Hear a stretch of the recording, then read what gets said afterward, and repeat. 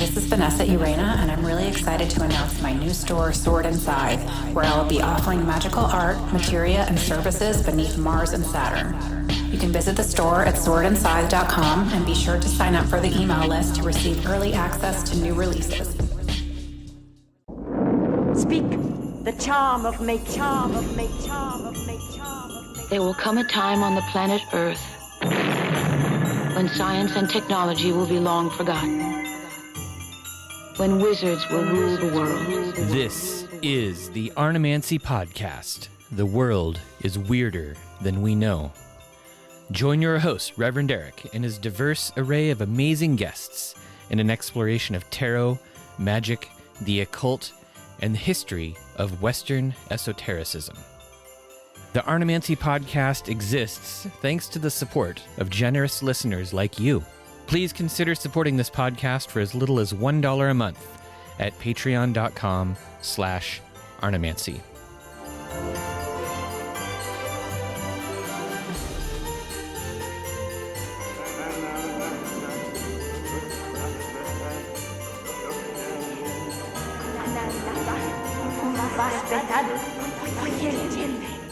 Welcome back to the Arnemancy Podcast. I know you probably just were listening to us yesterday as our Confraternity of Prognosticators retronosticated and looked back over our previous set of predictions.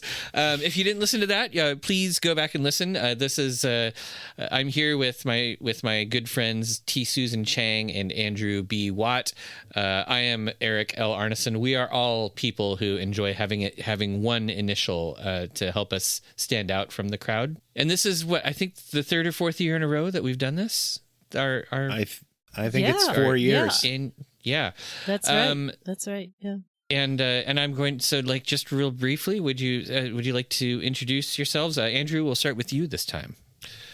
My name is Andrew B. Watt. I'm an artist and astrologer working in Western Massachusetts, about 20 miles or less from where Susie lives. Something like that.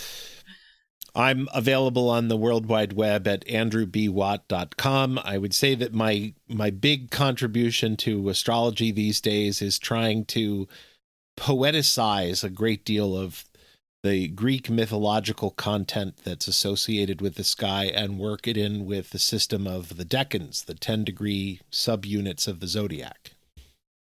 And a very worthy enterprise that is. Yes. Thank you. And you said your website already, right? andrewbwatt.com. Yes.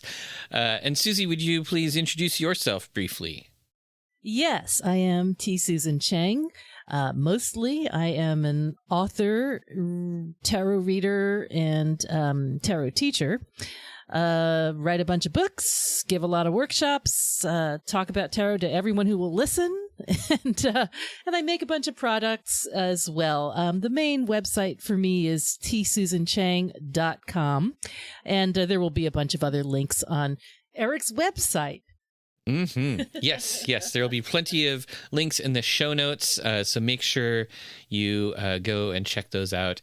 And also, if you are listening to this in a timely fashion, all three of us will have a special code in that'll also be in the show notes that'll get you a discount on some sort of divination service of your very, very own. Well, so what we're going to do is we're going to spend hopefully 10 minutes or less with a prediction for every month of the year. This first episode will cover the first 6 months. If our prognosticators begin to go too long, I will play the bell noise, which will mean it is time for us to move on to the next month. Although I probably won't be incredibly strict, but I'll try. I'll try to keep everybody in line. It's a tough job. What we usually do, like Susie and Andrew both have kind of their own methods for doing this prognostication. Andrew, yours is the most work. So would you like to begin by explaining how you are doing the charts for this thing? Sure. What we call the vulgar year begins on December 31st at midnight. or more specifically, it begins on January 1st at midnight. So December 31st, 11:59, the transition to 12 o'clock happens, and suddenly you're in a brand new year, and we all go, yippee, and the ball drops in Times Square, and Andrew makes a chart for that moment of midnight. Every year, what that means is that the sun is usually conjunct or just past the Imam Kali. It's in Capricorn. It's usually at 10 degrees and some minutes of Capricorn. And so we're getting a chart where the sun is ingressing into the second decan of Capricorn, and it's somewhere in the second decan of Capricorn. And that means that the ascendant is somewhere in the second decan of Libra or the first decan of Libra, depending on some various factors. And that sort of puts a stamp on the year. It says that the sovereign of the year is going to be Venus. We talked about this in the last episode, that Venus sort of gets to be queen of the year, telling us to connect and love and create and build and join and assemble. And then there's a variety of factors that prevent that from happening. What I then do is I use that moment of the ingress to the new year, a degree of Capricorn and a set of minutes of Capricorn, and I use those two numbers throughout the year to generate a chart for each month. I'm using a technique that's similar to, but not exactly the same as, the technique of lunar revolutions, which gets used as part of an annual chart progression for personal clients working off of their natal chart, where you do a solar return, you figure out the chart of the new year for them, the moment that the sun returns to the birthplace that it was at in their natal chart, and say, okay, here's your chart for the year. And then you do subsequent analyses of that. And the result of that is that you get a chart that sort of predicts year by year. And then, Susie, your method is a little bit more straightforward. Do you want to tell us how yours works? Yeah, basically, this is tarot, so we court chaos every time we do a draw. And I don't even shuffle in an organized, normal, disciplined fashion. I finger paint. I just throw the cards on the table in any which way they care to fall, and then I choose one by feel. It is like the opposite. It's the Dionysian approach to Andrew's Apollonian approach. So we're really sort of taking like the ultra prepared homework approach, and then the fuck it, literally I'm gonna drink a bunch the of gin spaghetti right at before the wall test. That's a good description of it. I like that. Spaghetti at the wall. Yeah. I have over the years tried to decide whether to use reversals or not. I think last year I welcomed a reversal in the year card, and then I ended up doing the rest as non-reversal. I'm just going to skip the reversals. To me, reversals simply indicate that things are difficult and stressful at some level, and they always are. So we know that already. Right. Well, why don't you start off with a card of the year, and then we will hear Andrew's January chart, which is sort of the chart of the year. Indeed. So the card of the year is Justice. Wow. Ooh, all right. That is exciting. And I'm actually, speaking of Venus being the ruler of the year, that is one of her signs, Libra, the Justice Cards Association. We have not ever gotten Justice before, it looks like, which at one level is not surprising because there is no justice in the world. And at another level is somewhat surprising since we've been doing this for a solid, 36 draws so far. So anyway, so with Justice being in the air, I suspect we will be literally bringing up issues of justice. The first thing that comes to mind from the picture is the weighing and the and the cutting, which is represented by the swords and scales, because in this country it's an election year, right? Mm-hmm. So that could very well be refer to the selection process of justice. But I think, the thing about justice is that it does tend towards equilibrium, but it's not always a peaceful equilibrium, right? Right. She is holding a sword, and I don't think there's any reason to doubt that as global conflicts, struggle their way towards equilibrium, more blood will still be shed and more swords will be wielded in the effort to achieve that. Yeah. I always think of justice, I think one of the warnings about justice is people always want to think that justice is on their side, but justice really is more about an equilibrium where everybody feels like nobody got their way and everybody didn't not get their way. Yeah. Yes, exactly. I mean, I certainly hope that seeing justice for the year means that free and fair elections will be held. And I hope that, that in the various courtroom procedures going on, that a fair verdict will be reached. But, again, from whose point of view? So. Yeah, very, very true. It's also worth noting that the card of justice is the courtroom figure. The figure of justice is facing you, the viewer. If you want justice, you have to act justly. The last thing that you want to do is be standing in front of a courtroom knowing that you are guilty. Indeed. True. Indeed. Because even if you are innocent, standing in a courtroom, it can be a deeply terrifying experience because you have no idea how this is going to actually turn out. And, you've submitted yourself to the court's judgment, but that does not necessarily mean that things are going to go your way. And very true. Here's the figure of justice looking out at you and saying, are you being fair? Are you being just? Have you behaved with clean hands in all of this? And there's no guarantee that that's going to go your way, even if you are innocent. So True. If you want a just and fair 2024, the first person that you need to worry about is not your neighbor. Yes. I think there's always a message of you must clean your own house first. Yes. That's right. Okay, yes. Okay, are we ready for the January chart? Mr. Watt. Given that this is the chart of the year, if you don't mind, I'm going to sort of go through some of the big three, the sun, moon, and ascendant, and then I'm going to look at the angles, the sort of keystones of the chart. So this is going to be a little bit of a lengthier piece, but I won't do this on every chart, I promise. Okay. So I want to start in this particular case with the moon, which is above the horizon because it's a chart for midnight. And so we're looking at a night-ruled chart. And the moon is in the 12th house. And normally the moon in the 12th house would be a very lonely place for it to be because... And the moon will be waxing, correct? No, the moon will be waning.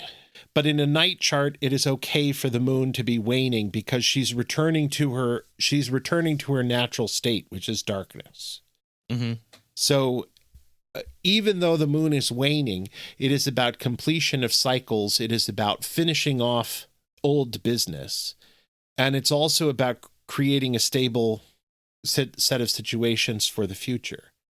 She's also in Virgo. She's at 8 degrees of Virgo at midnight over my little town in the western part of Connecticut or Massachusetts. And she is in the decan, which is called the tree bearing fruit. And she is in the mansion of the moon called the wings. Now, the tree bearing fruit is this idea of the organic growth. So it looks like we're being promised a year with a whole lot of growth and a whole lot of opportunity. Now, we all know that growth can sometimes be a lovely and wonderful thing. And we also have that phrase, growing pains. So I think that there is this idea of growing pains included, given that it's a 12th house matter. But the wings, the the mansion of the moon that she's in is strongly associated with sex and sexuality and with alchemical union.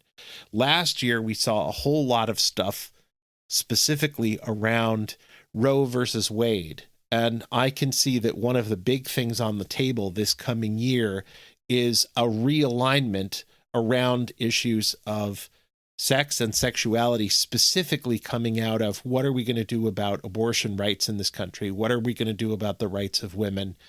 And I see that as being on the table in a big way, and quite possibly in a Lysistrata kind of way. You may know the story from the play that the women of Athens and the women of Sparta are so upset by the behavior of the men in the Peloponnesian War that they withhold sex from their men, and the men go absolutely crazy and gradually agree to tone down the war for the sake of getting the pleasures that they want. It doesn't quite work out that way, but it's at least on the table. So I see that in the position of the moon here, and I think it's worth thinking about, like, that's sort of the first place to be thinking about fairness and thinking about justice, is in the question of what are the sexual politics, what are the relationships of gender. And I should just add quickly that is also reflected in the Justice card as well, which is specifically tied to Libra, as we mentioned, but also the Queen of Swords, which we got last year for the card of the year. So in the same way that we talked about reproductive rights being an issue for that, I think it's fair to say that ties in with Justice, the card this year as well. Yeah. I definitely think that this is already looking like it's going to be an interesting year. I think it is, and I think the chart shows that. Now, the sun, which we tend to think of as being the most important planet because, one, it's the center of the solar system, and two, we have 100 years of sun sign columns appearing in newspapers and websites around the country and even around the world, is in that middle decan of Capricorn. And that's called the pyramid, and it's in the 4th house because it's at the midnight position. So it's the focus on the family. It is the focus on who is under your roof, who is in your own house. But there's also that idea of oppression, and specifically a kind of generational oppression. I know that at least some of us on this call are dealing with the long-term challenges of having elder parents and children who are nearing adulthood and maybe thinking about either starting families of their own or, leaving the nest and going off to whatever comes next beyond the realm of the household. And the result is, there's a generational politics and there's a sense of generational oppression. And nationally in the United States, we're getting to the point where the baby boomers are retiring much faster than workers are joining the workforce to replace them. So, at what point does the balance of power between working age adults and retirees start to shift? And how does that affect the political question? Oh, man. The answer is it's not going to affect the political question all that much this year, but it doesn't mean that we're not going to be feeling the strength of the weight of the retirees weighing down the economy as a whole, I think. So those are some big challenges around that. All right. Okay. And then finally, the ascendant, which sort of represents the body politic, right? The whole citizenry and population. And that's in the 1st decan of Libra. And this comes back really strongly to our card. Normally, the ascendant is in the 2nd decan of Libra, which is 2 links of a chain. It's what binds us. It's what ties us together. This time, the ascendant is in the 1st decan. It's at 9 degrees 58 minutes. It's just on the wrong side of the line, and it's called the blindfold and the sword. So it's very strongly associated with that card Justice in the tarot deck, number 1. But number 2, it's associated with Dike. It's not associated with Praxidike, who's the goddess in ancient Greek thought and religion, who's associated with capital crimes like treason or murder. It's the one that's associated with things like parking fines and speeding tickets. It's the one that's associated with fair weight and measure in the marketplace. It's the one I think we need a Proxidike talisman, just mentioning that. Yeah, I mean, if justice is your first concern, then the first thing is be thinking about obeying the speed limit in 2024. Be thinking about being on the right side of the law when it comes to ordinary basic behaviors. It means keeping your emission sticker up to date, and it means having your car properly registered and having both of your headlights working. Doing those kinds of things is an apotropaic kind of action in 2024. It means staying on the right side of the law with regard to very basic kinds of behaviors in the marketplace, on the roads, and in public places. And those are things that we as ordinary citizens can do. That has nothing to do with what happens at the national political level. Okay. So how about our angles? We've already talked about Libra and Capricorn, which are two of our angles. So let's shift to our other two angles, and let's start with the midheaven, which is the public sphere and usually thought of as government. And here we've got the midheaven in that second decan of Cancer, which is associated with Hercules in the court of Queen Hippolyta of the Amazons, where the great super masculine hero of ancient Greece is dressed in women's clothing and recovering from PTSD.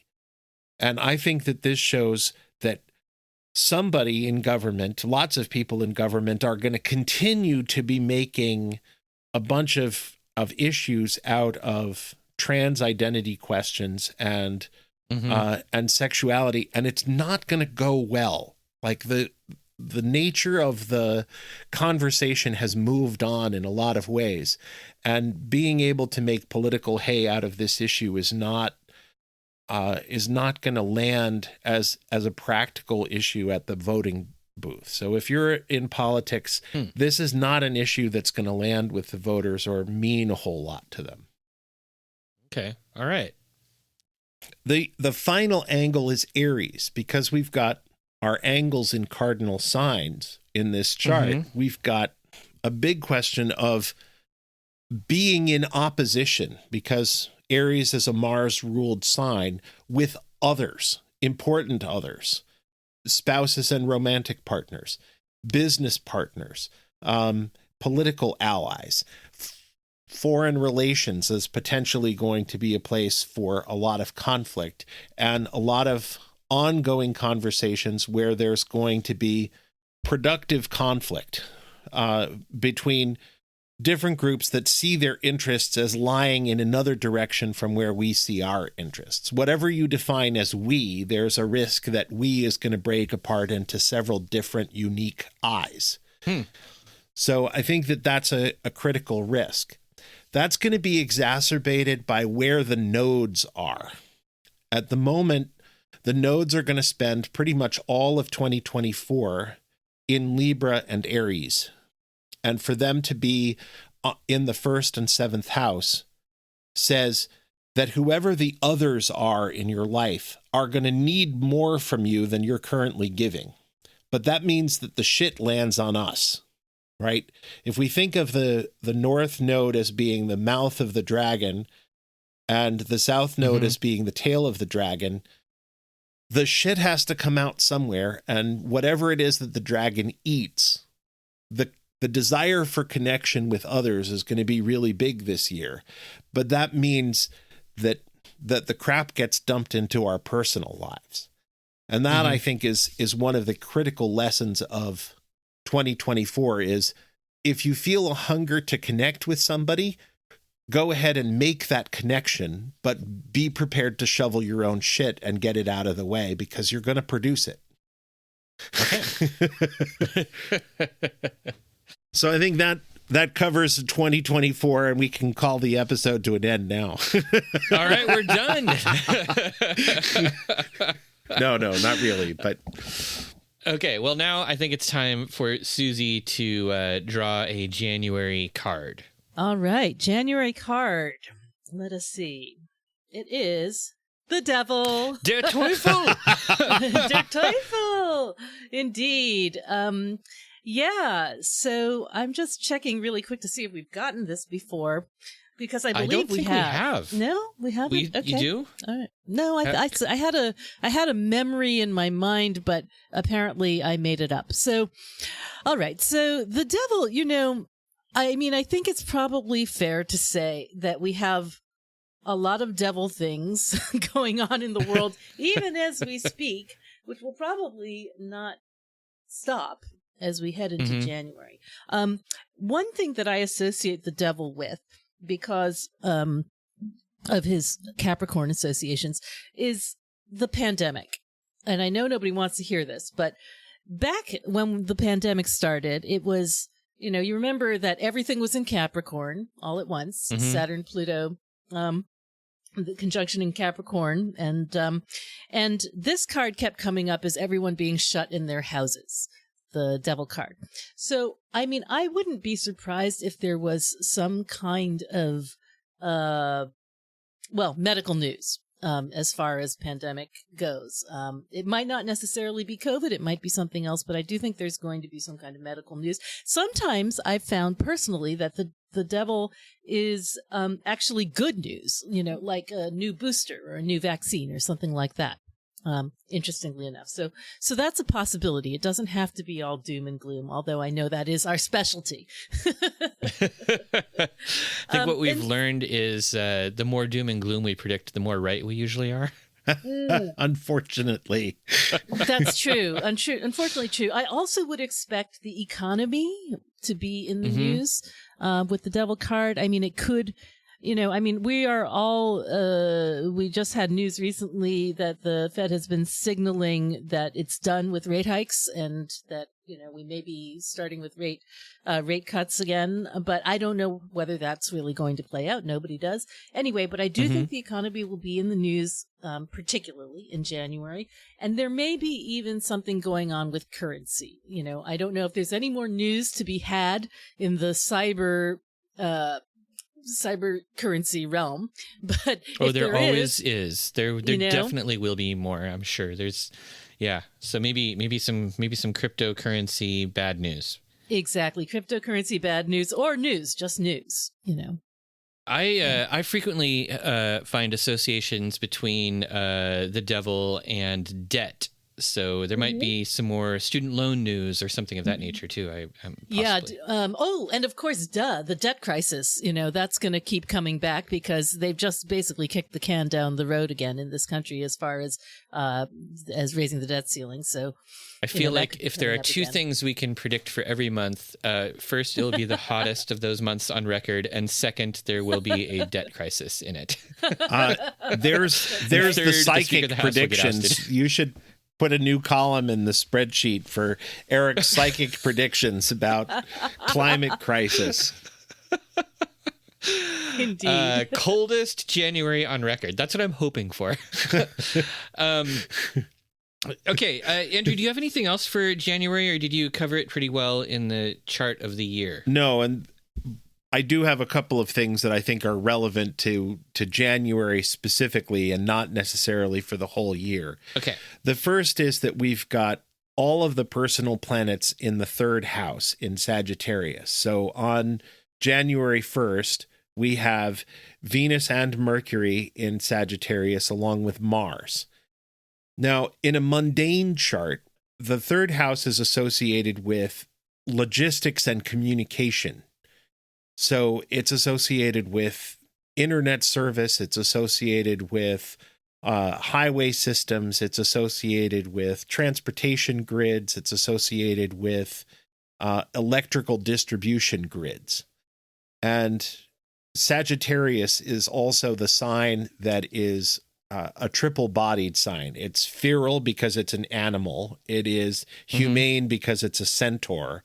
And it's technological because it's the bow that the centaur is drawing back. So for us to have Mercury retrograde here suggests that there's some significant problems with the communications grid. And I just read a story this past week that AT&T is putting something like $10 billion into a new cell phone network grid over the course of 2024. They're planning on spending a huge amount of money on building a new sort of, not only repairing the grid that they already have, but adding new cell phone towers and new communication systems. But that means periodic outages, and it means a lot of technical difficulties while they upgrade their systems, because that's the backbone that most carriers in the United States use. They lease time and space on that system. And Mercury is also in the same decan of Sagittarius with Mars. So it's the horse's skull, and it's beating on a system that can't hack having any more beating. So we may see some significant problems with the electrical grid in January, and we may be facing challenges like we saw in Texas a couple of years ago now over the electrical grid not being connected to the rest of the U.S. Okay. So that's one piece of it. And then the second piece of it is that we've got Saturn and Neptune in Pisces in the 6th house, and this is associated with military forces. The U.S. has had a number of its aircraft carrier groups deployed in the Mediterranean and the Indian Ocean, and I see those deployments lasting longer than initially expected. Those are things to keep an eye out for and sort of track over the long haul. Okay, I think those are good. We've been at it a half hour and we've covered 1 month, so we are going to have to speed up a little bit. We're going to speed up a lot. Learn how to memorize the meanings of every tarot card using the secrets of the art of memory. Learn how to use Giordano Bruno's memory seals to read and interpret both the major and minor arcana. You've heard me talk about it before, and now you can do it yourself. Take my 2-part course on tarot and the art of memory at arnemancy.com/memory. February. Susie, can we get a card for February? Yeah. This one sprang to my hand. This is the Oh. Ace of Pentacles, which I know we have gotten before. This one is familiar indeed. And in fact, we just talked about it in the look back, I think. Yeah, last year we got it in March, and we talked about the, the ChatGPT-4 release and Canada wildfires unexpectedly, all the fuel that had been piled up. So, I would not have guessed, and I don't think I did guess when we did this last time, that wildfires would be associated with it. I'll be surprised if that happens again, but okay. But what I did predict, and which I think is still valid for Ace of Pentacles, is again money. Like the Devil card, it is a money card.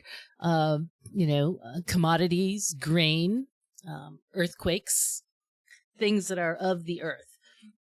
So, who knows whether it will show up it's unlikely to show up exactly the same way as last year, but I wouldn't be surprised if there is some kind of, massive motion or big news in the currency markets for this as well. The Ace of Pentacles is, kind of a magical card in a way, and it can represent an opportunity, a great investment opportunity of some kind or another. So, although I hesitate to predict anything too positive, the Ace of Pentacles generally does signify an opportunity that people get excited about. So true. Perhaps that will happen. It's I'm sure it's going to be cryptocurrency. You are on tape. Oh man, okay. I'm going to have a psychic prediction on this card then too. There's going to be some new stupid development in cryptocurrency, kind of like, remember the NFT craze that happened a few years ago? Mm-hmm. Somebody's going to come up with something similar to that. Just as goofy, that is going to get all of the crypto bros very excited, and they will excitedly be buying into this. But I predict that later on in the year, there will be a terrible pentacle card that will indicate that all of their that it was just a bubble have gone up in smoke. Yes, I mean, I like that a lot. I really think that I don't think we were doing predictions at the time when non-fungible tokens were first minted. Yeah, but Ace of Pentacles is great for that.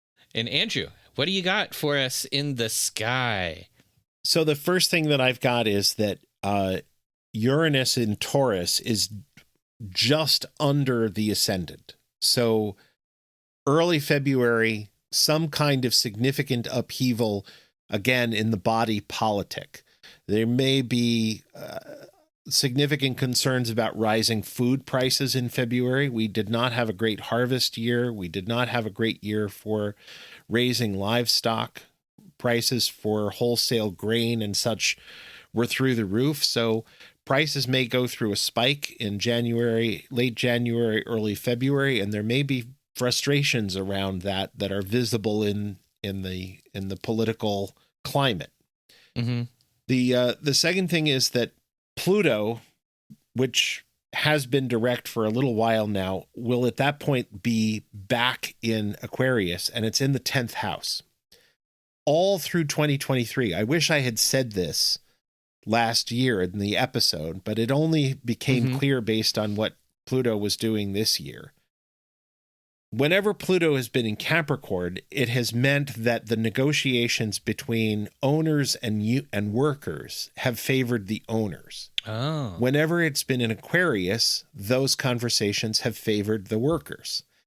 And now it's in the 10th house, which is associated with government. And I see a lot of questions about what are workers' rights, what are workers' protections being on the table and on the agenda, not so much in Congress, but in the administration.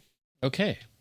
And doing a lot on the administration side, on the presidency side, to secure workers' rights in preparation for a possible transfer of the White House to a different party, but also as part of an effort to secure more votes for one party over another by doing everything that they can to create differentials in policy between one party and another over the course of the last year before the election. Okay. Now, there's also a huge pileup of planets in the 9th house conjunct the midheaven. We've got Venus, the lot of fortune, Mars, Mercury, and the midheaven all sort of clustered in the 9th house. And that's magic, that's public religion, that's publishing, that's writing.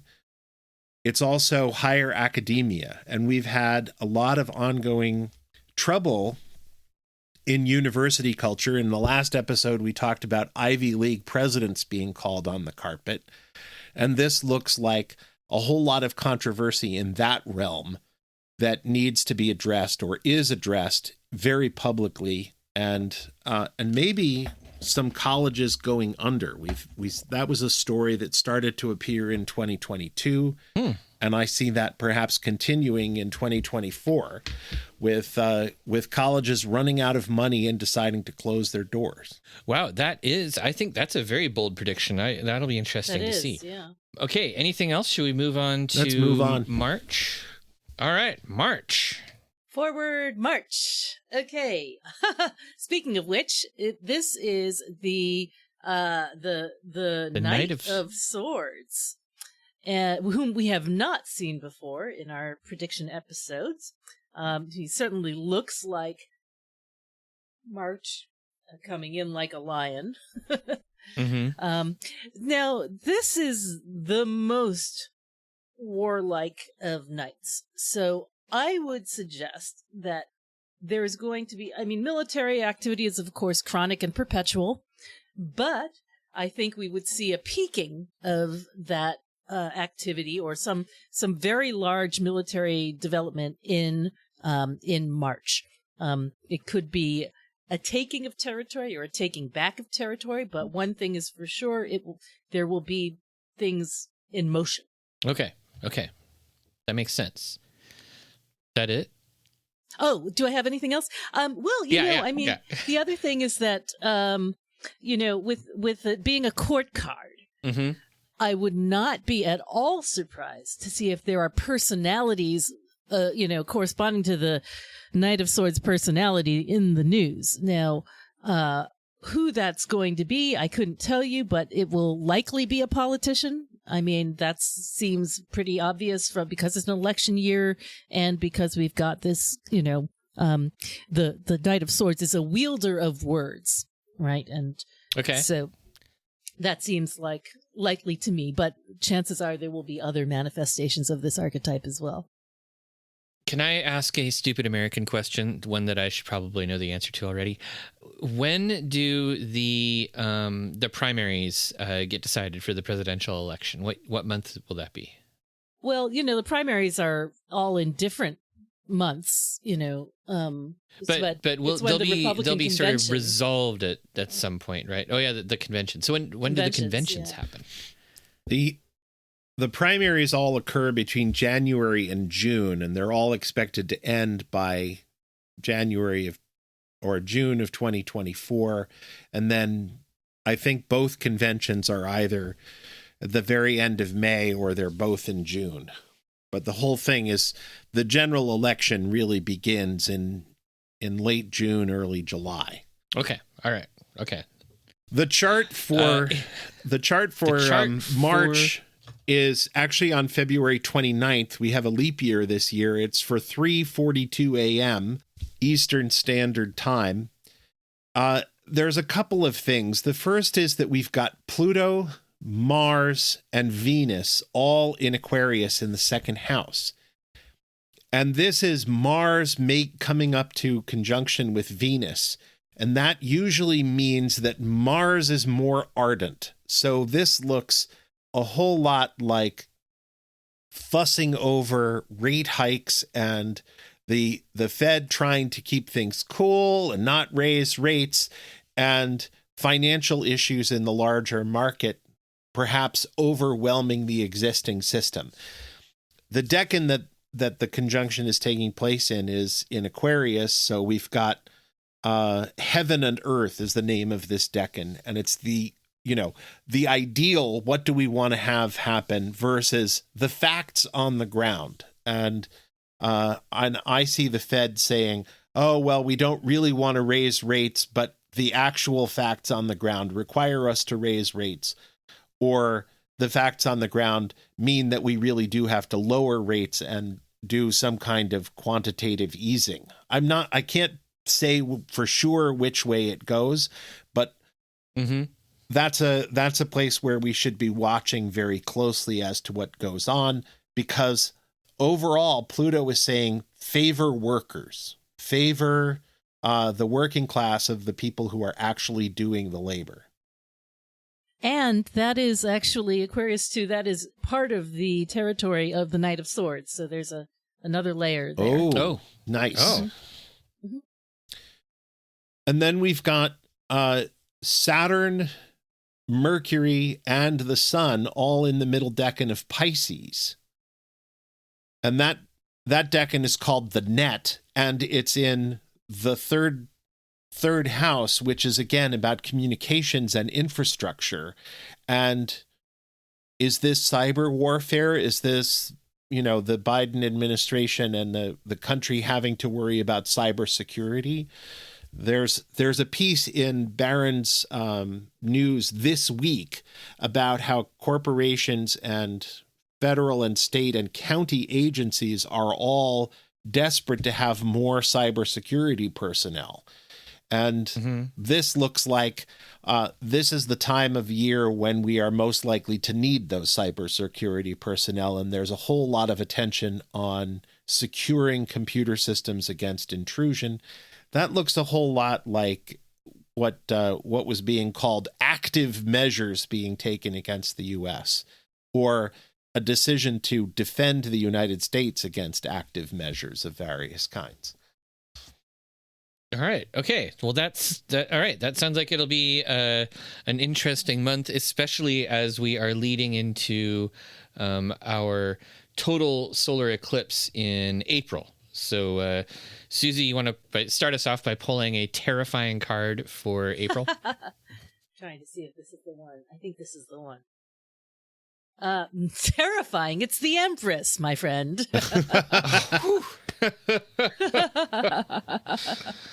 Yeah. Not so terrifying. Not so terrifying, really. I mean, although, the fact that the card doesn't look terrifying is no guarantee that the news will not be terrifying. I think what we'll see, the topic that the Empress most likely brings up is ecology, is climate change, is the stewardship of the earth, right? Mm-hmm. I think that's likely, as well as of course reproductive rights, right? Because both of those or make sense. who controls the reproductive rights. I mean, I do think that is a very Libra-centric topic, but Libra is ruled by Venus, the Empress is Venus, and that is, both the fecundity and the control of the fecundity fall under her domain. So, so both Mother Earth and mothers generally, I think, will be topics of concern. I also sort of feel like, this is just random, but there might be like another royal baby or something, It's the sort of thing that could royal happen. Baby. Okay, I think we better write that one down. But I mean, it could be Hollywood royalty. That's too, right. There could be. I mean, there's a lot of definitions of royalty. Mm-hmm. Mm-hmm. I have a somewhat different read on that. March 30th is the date that the sun comes to 10 degrees 15 minutes, which is our keystone in Aries, at 7:28 a.m. Eastern Daylight Time. And of course, we're getting into the correct position for an eclipse to occur, but Venus, which again starts off as sort of our queen of the year, is in the 11th house. And the 11th house represents both national legislatures as well as state legislatures. And Venus is in the third decan of Pisces, and that decan is called the Cup of Blood, and it has been associated, as near as I can tell, with enthusiasms running ahead of fact. And so what I see is a whole lot of states deciding that the election might not go their way and trying to rush through anti-abortion legislation or rules about where women can go or how far they can travel or whether or not they need permission to leave the state. All of those kinds of laws are technically illegal under the Constitution, but it doesn't mean that they can't make them and then have them declared unconstitutional after the fact and after years and years of litigation. So the Empress as the mother, like, I see legislatures taking up the question of what are mothers really allowed to do in a really serious way in March and April. There could also be an element there of the legislator acting like the mother, sort of the whole move towards nanny stateness or more control on the legislature's part. The way you described the Cup of Blood kind of made me think of that sort of legislative enthusiasm approach. Divorced from fact, like trying to make laws that are not rooted in what the technology actually makes possible, and that's worth considering. That always goes well. The moon at this point is in Sagittarius, and it's in the mansion which is called the Beam, which is the 20th mansion. And you said the beam and not the beam, huh? Like the beam as in the beam of light coming out of the sun. And not like the legume. And not like the legume. Okay. And it's had to make sure. It's about taming aggressive forces, and it's in the 8th house, which is often associated with local and state governments. or more local governments or local bureaucratic agencies. So I think that this is kind of related to the same thing that we see with Pluto and the working classes and unions, is a whole lot of state agencies looking around and going, well, we're union employees. Maybe it's time for us to go in search of a better contract. Maybe this is, and perhaps some controversy around garbage men and fire departments and police seeking a better contract. But notice that it's about taming aggressive forces here. So I think that there's a chance that there are some test flags put up and a bunch of attempts to slap those flags down. So maybe some unions having less success than they did this year. Yeah, perhaps. But we shall see. We're making good time here. I feel like we're doing a good job zooming through months. I'm real proud of both of you. As my least wait, hold on. Does loquacious mean talk a lot or not? Yeah. Loquacious means talk a lot. Yeah, you are amongst my most loquacious friends. So it's always impressive when things go quickly in these episodes. I haven't had to use the bell once. I'm going to bell myself. Shut up, Eric. Oh, time for the next month. Okay. May. So, It's time for a card. Yeah, I'm trying to decide if this card feels right. It's good enough. Okay. 5 of Wands. Oh, that's good. All right. Yeah. All right. So the heat is starting to be cranked up.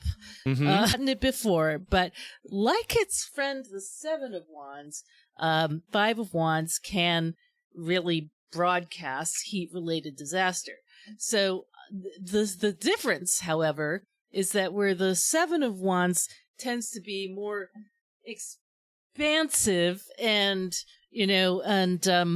out of control, like the wildfires we saw in Maui. That was a 7 of Wands thing. Right. 5 of Wands starts with pressure. And I think that, so like volcanic activity could absolutely correspond to the 5 of Wands, right?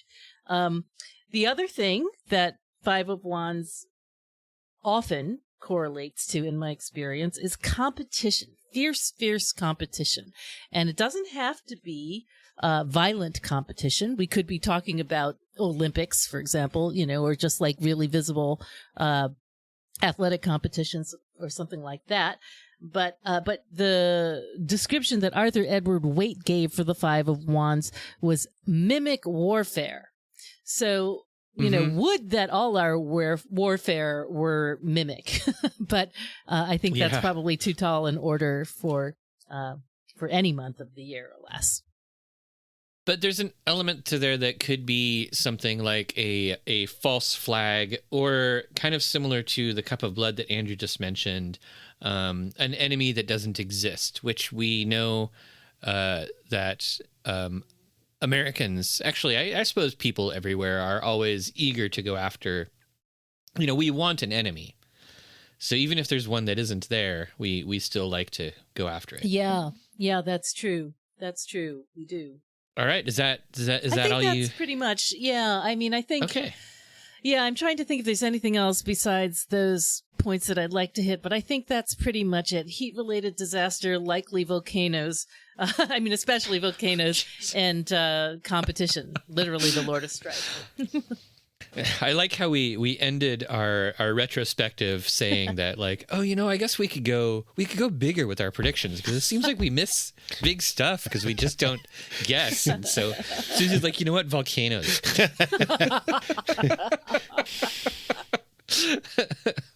Andrew, what do you see? I'm going to take that a step further and say underwater volcanoes. Yeah, underwater volcanoes.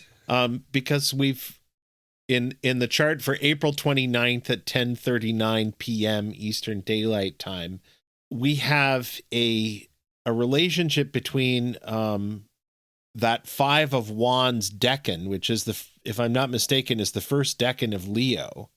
Correct. And the position of where planet Earth would be relative to the sun, which is in the correct decan of Scorpio that is related by, I think, contra anticia is the phrase I'm looking for. And the result is that we've got this energy in the water, but it is saying disruptions in the earth. So the idea of a volcano, yes, but perhaps a volcano under the earth. And my understanding is that there have been significant rumblings off of Iceland and significant rumblings off of Hawaii that suggest that we might get a new island. So it probably doesn't start out very big, but we might get at least a temporary island in one or the other location. I like that. It also correlates to the amount of pressure that we see in the five, yeah. Yeah. Mm-hmm. Yeah. In terms of other stuff going on, we also have an antition to the third decan of Taurus. And here we have a conjunction of Uranus and Jupiter, which I have been waiting for a long time. Now, Jupiter is the calm expansion, and Uranus is the explosive expansion. And that third decan of Taurus is associated with religion. The name of it is the prayer beads.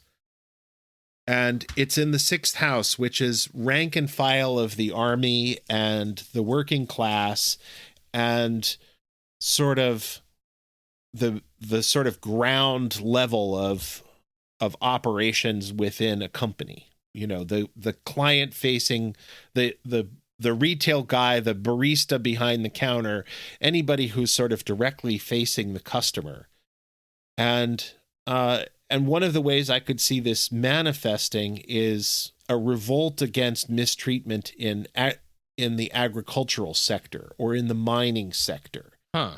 And if we've got rumbling in the earth, then one of the ways that this might manifest is as a cave collapse or as a mining disaster that leads to new safety protocols or strikes on the part of mine workers and a real change in the safety climate. I hope that nobody is hurt, but this is the kind of position that says thoughts and prayers. And I think that that's the kind of situation that we're looking at in May is that. You know, what you're saying makes me think also that with the 5 of Wands, that underground fuel could be an issue, you know. Oh, and yeah. when you talk about mining, that's what comes to mind for me. Mm-hmm. Yeah. Now, the other thing that's happening in May, the conjunction that isn't going to be in the chart that I'm looking at, but I happen to know is occurring on May 23rd of this year, is the annual conjunction of Jupiter and Venus. And for my time, it's like 4:38 in the morning, but you should absolutely figure out when it's happening on a local scale. It's one of the most gracious and kind and positive conjunctions that's likely to occur in any year. And this year it's occurring in Taurus, which means that one of the planets involved in it is the ruler of the conjunction, and she's also the ruler of the year. There's absolutely no reason not to use that for something beautiful. Astrology? Yeah, there's some of that in here. This feels like a good election. Let's take advantage of that. Right. Yeah. Use it carefully and use it well and do something good and lovely with it. Mm-hmm. Yes. Okay, you know, we are approaching the midpoint of the year somehow already. So let's move on to June. Let's see what calamity awaits. Calamity. June of 2024. Let us see what the cards have to offer. I feel like they need a really good shuffle. They feel... Susie, do you take out the cards that you've already picked for the year, or is there a chance? No, I don't. They go back in. So we can get the same card twice. Okay. Yes. I'm not sure we ever have, but we could. I honestly, I can't see what you're doing when you shuffle, so I don't know what your prior... Okay. Yeah. Let's... Okay, I got it. 6 of Swords in this case. Ooh. Which is, second decan of Aquarius. So similar Knight of Swords we got before. This is not one we have drawn ourselves for predictions in the last 4 years. But okay, so the first thing that comes to mind is refugees. Refugees and immigrants being in the news. That is a very strong correlation in this card, both traditional and personal for me. I definitely see that. The Six of Swords has a very particular kind of problem-solving aspect to it, and they're usually signals that the person concerned is moving from trying to solve a very difficult situation, which of course is generally the condition that most refugees are in. Because it's swords and airy, it is not at all unlikely that news about aviation could come up. It is, I actually consider this card a pretty perfect representation of navigating on instruments. So, navigating by looking at your dashboard essentially when you don't have good visibility. And that is a great metaphor for a lot of what's happening. And it could, I think also that kind of navigation by instruments is, metaphorically, that could be like, making policies, or trying to legislate for idealism in some way. So right. I don't know exactly how that might show up. In terms of natural disasters, oh no, I don't think this is I'm not going to say like this is not a very natural disastery card. It's more about like cleanup and solving things than natural disasters. But if there were any, we should say if there were any, they would be wind related, air related. So tornadoes full of sharp objects. Tornadoes full of swords. Yes. What I was just thinking, since the primaries are going to be wrapping up around this time, it does make sense for immigration and immigrants and refugees to be in the news because, as we all know, that's a huge hot button topic in American politics. And both of the parties, whoever comes out on top, they're going to be trying to use some element of immigration to sway voters to their side, probably. Yeah. No, absolutely. I think that's true. And, and it's interesting, the kind of feelings that the Six of Swords evokes are less of kind of empathy and compassion so much as, oh my God, this is a huge problem and we have to solve it one way or another. Mm-hmm. And part of the issue there is that here's the Republican Party saying we want a closed and highly regulated border, and we want working class wages to be low. We want businesses to have broad freedom to do whatever it is that they want. And we want low taxes. And those right, that too.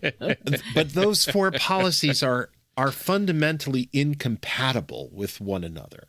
Which makes me think we haven't talked about the debt ceiling for months. That's true. One other thing that might come up with the Six of Swords is waterways. Just because of the imagery of the card, less the correspondences than what it actually looks like. But I wouldn't be surprised if our, waterways and solving problems in the waterways might come up. The circulatory system. So what the Erie Canal. 2, 3, 4, 5, 6. So the Six of Swords is associated with the middle decan of Aquarius. I'm looking to see if anything is pinging that specifically. No, surprisingly not. Feel free to get into the sky stuff now for June. So there's a couple of interesting conjunctions that are happening in the chart. The first of them is that we've got a conjunction going on between Saturn and the moon in Pisces at 16, 17, 18 degrees. And so that's going to resolve over the course of this month. And then we've also got a parallel conjunction coming up this month or next month between, it's a little bit further on in the year, but it's happening in the first house. And so there's this notion of bad financial news hitting a lot of people simultaneously. And that's also indicated by Mars being in Aries in the second house, along with the North Node. So we've got a lot of signals that if we're going to have some significant financial challenges to people's own wallets and pocketbooks, June is the month to be paying attention to and having a cushion. The other conjunction that we should be paying attention to is Mercury and Uranus and the Lot of Fortune, again in that third decan of Taurus, which is associated with the prayer beads. Excuse me while I jingle them on my microphone here. And so there's a sense here of looking out for your friends, looking out for your neighbors and extended family, and staying relatively close to home during the month of June. So all of those things together suggest that maybe summer vacation isn't going to be as free and easy, and that there might be a whole lot of thoughts and prayers kinds of things going on. We've also got Jupiter, Venus, and the Sun in the fourth house. Again, all of these things together are really pointing to the idea that listeners should be focused on house and home. Mm-hmm. Pluto, that planet of working class versus owners, will be retrograde starting in late May, early June.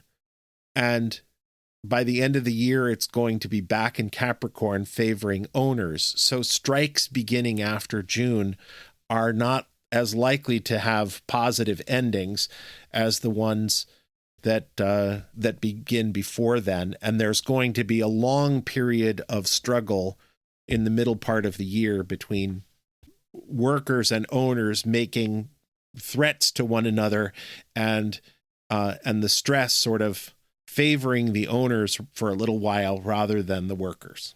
All right. Well, that brings us to the end of June. So far, the year has seemed to be pretty good, even with us trying to predict additional disasters.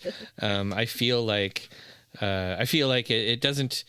It feels like a year where there's going to be things happening, but maybe not too many terrifying things after those initial, devil months and so forth, the January devil. So anyhow, we will have the second half of the year we'll cover in the next episode. In the meantime, I encourage you to go look at tsusanchang.com and andrewbwatt.com. Check out their incredible offerings. If you're here because you know about them and not about me, then go to arnemancy.com and listen to some more podcast episodes, because you probably have like 24 hours before the final forecast comes out to where you can listen to the last half of the year. Yeah, definitely check out the Agrippa series. Love that one. The Agrippa series is great. And yeah. Do you offer? Thank you. There will be a link to the Agrippa series in the show notes. Do you have that Trithemian art course online that people can buy? That the course on magical cryptography is amazing. Did I? I don't know. If not, I'll offer it again soon. That is a thing worth looking out for and participating in the next time you put it on offer. It's a tough one to pre-record because that class involves homework and sort of evaluating homework. So, but it was a fun. You're right. That's a fun one. I will definitely do it again. And if so, there will be a link to that in the show notes. It's all in the show notes. Excellent. With the bees. This has been another episode of the Arnemancy Podcast. Thank you for joining me. I have been your host, Reverend Eric. You can find Arnemancy online at arnemancy.com, and you can subscribe to this podcast anywhere podcasts are found. If you like what you hear, please consider supporting the Arnemancy Project for as little as $1 a month at patreon.com/Arnemancy.